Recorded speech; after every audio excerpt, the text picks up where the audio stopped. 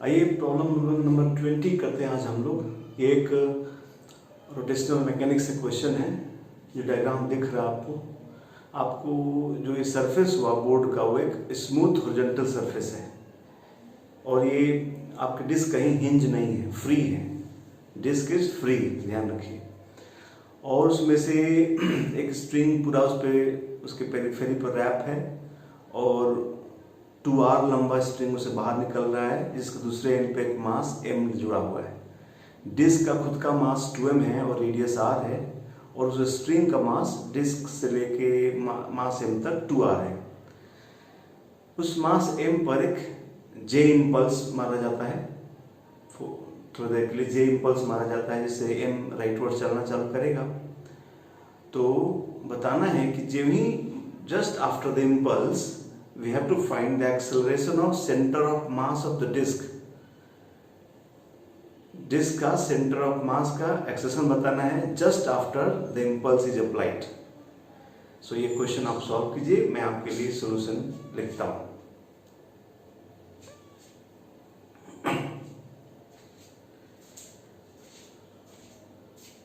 Okay, आइए आप उम्मीद करते हैं आपने क्वेश्चन सॉल्व किया होगा। मैं आपके लिए इसका सॉल्यूशन रिप्रेजेंट करता हूं। देखिए, ये जब इम्पल्स मारेंगे आप तो ये m भी इसको वेलोसिटी मिल जाएगा। वेलोसिटी तुरंत इसको v मिलेगा बिकॉज उस समय स्ट्रिंग में कोई टेंशन नहीं होगा, तो राइटवर्ड इम्पल्स जो है राइटवर्ड इसको वेलोसिटी v दे देगा। इसके बाद पहले हम क्वेश्चन की प्लानिंग कर लेते हैं। तो v होगा, तो जब v होगा तो ये भी इस पे टेंशन दूर भागना चाहिए। जब चलेगा आगे बढ़ना चालू, टेंशन चालू, इसमें टी लगना चालू होगा तो ये सर्कुलर पाथ में कुछ कर्व पाथ चलना चालू करेगा, जिसकी वजह से इसमें सेंट्रीफ्यूगल फोर्स या फिर कह सकते हैं या एक्सेलेरेशन डेवलप होगा। इसकी वेलोसिटी चेंज होगी, इसमें एक्सेलेरेशन डेवलप होगा, इसमें टेंशन डेवलप होगा, इसकी वजह से डिस्क भी चलना चालू करेगा और फिर ये पूरा सिस्टम जो है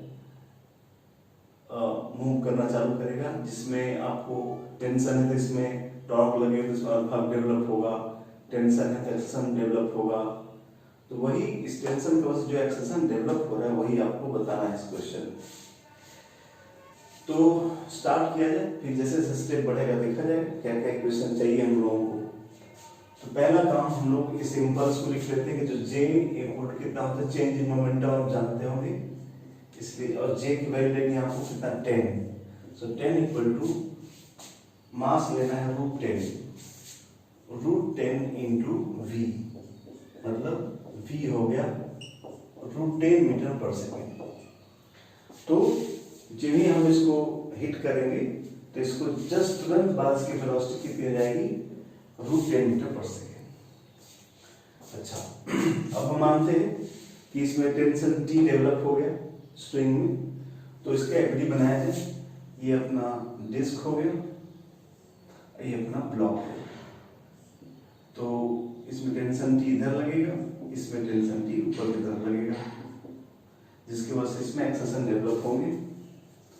तो इसमें मान लेते हैं हम कि ये इसका एक एक्सेलेरेशन A हो गया और अल्फा से जब घूम भी जाएगा तो लीनियर एक्सेलेरेशन A मान लिया और एंगुलर अल्फा मान लिया। अब ये मूव करेगा, इसका मोशन कैसा होगा थोड़ा मुश्किल है क्योंकि टेंशन T लग रहा है, तो ऑफ कोर्स इधर इसमें एक्सेलेरेशन डेवलप जरूर होगा इधर की तरफ, लेकिन इसमें मोशन भी है, कुछ एंगुलर मोशन भी है, एंगुलर एक्सेलेरेशन भी इसमें होंगे, उसकी वजह से भी कुछ एक्सेलेरेशन आएगा। तो T वो एक समस्या है, समझना है। इसका इक्वेशन तो आसानी से लिखा जा सकता है भाई, ये जो T लगा तो T इक्वल टू हो गया 2m, मास 2m है डिस्क का, 2m इक्वेशन एक इक्वेशन ये बन जाएगा। टॉर्क ले लेंगे, so T into R equal to disc हो गया तो 2mr²/2, mr² होता है इंटू अल्फा, यानी ये हमको इक्वेशन मिल जाएगा कितना, T equal to mr alpha, ये इक्वेशन 2 हो गया। और हमको निकालना है A, तो हमारे पास अननोन हो गए T, A और अल्फा, 3 अननोन हो गए और 2 इक्वेशन है। सो हमको एक इक्वेशन और चाहिए। तो अब इस ए अल्फा में तो कोई रिलेशन बन नहीं सकता, तो इसी से हमको कोई रिलेशन बनाना पड़ेगा। और इसका मोशन कैसा होगा ये बताना बड़ा मुश्किल है, बिकॉज इसमें इधर भी एक्सेशन होगा और रेडियल भी होगा कुछ। इसका ऐसा अभी इनमें डेवलप होगा, इसका पाथ कुछ कर्व होगा, तो उसमें एक अजीब सा एक्सेशन डेवलप होगा। अब कर्व पाथ में हम लोग जो मेनली क्वेश्चन करना जानते हैं वो है सर्कल का। सर्कुलर पाथ होता है जिसमें रेडियल एक्सेशन हम लोग वी स्क्वायर ब्यार लिख लेते, centrifugal force M D square by r लिख लेते। बट आप जानते हैं ये हिंज नहीं है, ये स्ट्रिंग घूमेगा तो स्ट्रिंग का लेंथ बढ़ेगा, स्ट्रिंग का लेंथ बढ़ेगा तो ये एक सर्कुलर मोशन नहीं रह जाएगा, कोई कर्व मोशन होगा।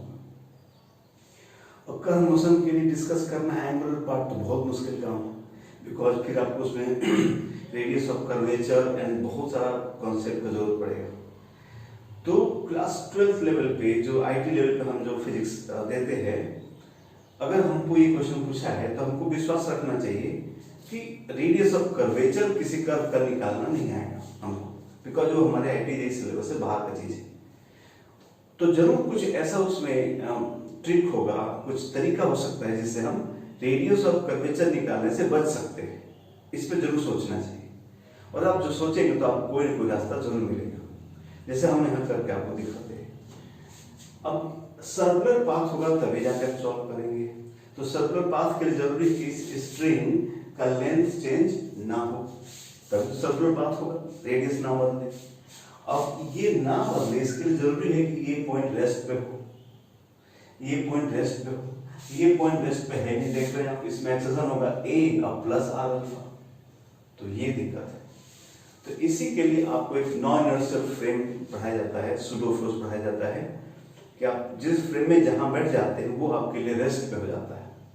तो अगर आप चाहते हैं कि ये पॉइंट ना चले तो आपको यहीं पे अपना बैठना होगा, यानी रेफरेंस फ्रेम सेट करना होगा। जहां आप यहां बैठ जाएंगे तो ये पॉइंट रेस्ट पे हो जाएगा, फिर आपको ये ब्लॉक एक सर्किल में चलता हुआ दिखना चालू होगा, फिर आपका काम हो जाएगा। और इस पॉइंट पे बैठने के लिए आपको सिंस एक वो एक्सेलरेटेड फ्रेम होगा, इसलिए आप सूडो फोर्स बनाना पड़ेगा।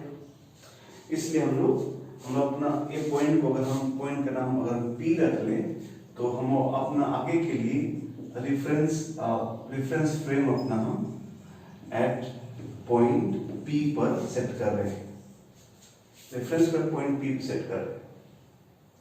तो एक्सेलरेशन हम पहले पी लिख लें ताकि अपने फ्रेम का एक्शन जान लेंगे तो हम सूडो फोर्स बना पाएंगे। तो ये कितना होगा, A plus R alpha, A plus R alpha होगा। तो हम ऐसे फ्रेम में बैठ के जब हम एक्सेलरेशन है तब जानते हैं एफबीडी बनाएंगे हम लोग, और एक सूडो फोर्स बनाएंगे जिस बॉडी का बनाएंगे उसका मास और खुद का ये वाला एक्सेलरेशन लिखेंगे। तो अगर हम इस पॉइंट को इसका अब हम एफबीडी बनाए इस फ्रेम से, इस पी के फ्रेम से एफबीडी बनाते क्या बनाएंगे, ऑल रियल फोर्सेस तो बनाते हैं। In addition to all real forces, we draw an additional force called pseudo force. Pseudo force बनाया जाए किधर बनेगा सर? किधर बनेगा तो जो फ्रेम का एक्सेशन है इसका ठीक ऑपोजिट डायरेक्शन बनेगा। इसका एक्सेशन नीचे की तरफ था तो इसका pseudo force ऊपर बनेगा। तो ऊपर एक फोर्स बन गया m into AP यानी A plus R अल्फा, ये फोर्स हो गया ऊपर तरफ, और ये पॉइंट रेस्ट पे हो गया, यहाँ से ये पॉइंट रेस्ट पे हो गया P पॉइंट, और हमारे पास का वेलोसिटी इधर v है, इसलिए सर्कुलर पाथ में चलता हुआ दिखेगा। फिर हम सर्कुलर चाहे तो सेंट्रीफ्यूगल फोर्स बना सकते हैं, चाहे सेंट्रीपिटल एक्सेशन बना सकते हैं। जैसे हम यहाँ पर एक और सूडो फोर्स बना दे रहे हैं, mv स्क्वायर बाई r की जगह 2r लिखेंगे बिकॉज रेडियस ये 2r दिया हुआ है। बस, तो ये इक्वेशन हमारा थर्ड इक्वेशन बन गया, t plus m a plus r alpha will be balanced by mv square upon 2r. This is equation number 3. Now हमारा कोई अननोन भी नहीं बना, वही t a अल्फा v निकल चुका है हमारा, 3 अननोन हो गए, 3 इक्वेशन हो गए। अब हम अपने क्वेश्चन को सॉल्व कर सकते हैं। चलिए, तो हम लोग इन तीनों को सॉल्व करते हैं। इसमें से पहले a और अल्फा को हटाते हैं यहाँ से, तो a अल्फा यहाँ से पुट कर देते हैं, तो हो जाएगा t plus ma, m a की जगह लिख सकता हूँ मैं t/2, m a की जगह लिख सकता हूँ t/2 plus m r alpha, m r alpha की जगह लिख सकता हूँ टी, ये हो गया t equal to m v, m हमारा है √10 इंटू वी स्क्वायर हो गया 10/2 इंटू आर दिया है 25 सेंटीमीटर।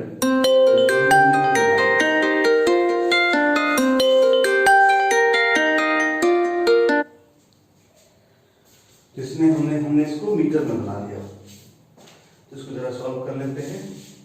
ये हो जाएगा 2√10, ये 5 हो जाएगा, 2√10 हो जाएगा, नहीं ये 0.5 हो जाएगा,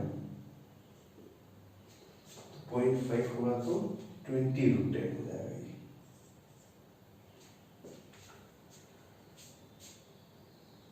ठीक है, तो यहाँ से t निकाल लेते हैं, तो t हो जाएगा कितना 5/2t, 5/2 is 20√10 implies t is 8√10,